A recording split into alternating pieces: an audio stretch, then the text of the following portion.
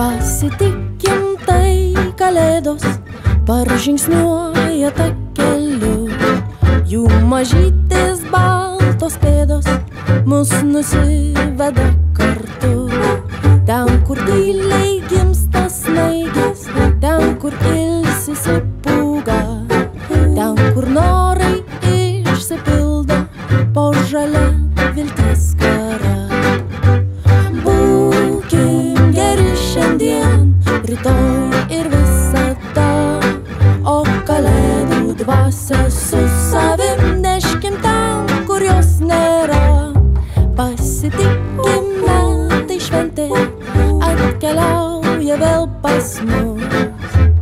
Lai kalėdos lieka širdyse visus metus.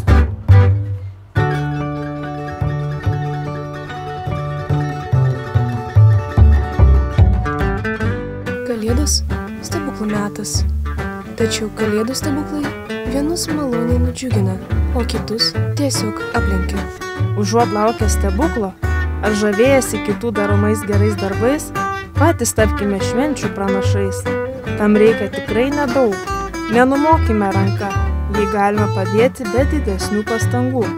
Sutikę žmogų, kurie akivaizdžiai pradžiugintų mūsų pagalbą, padovanokime jam dalelę savęs.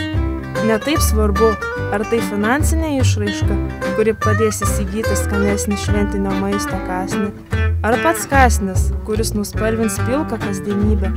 Gal turime nepasiturinčių kaimynų ar sunkiau gyvenančių draugų? Neužmirškime ir jų.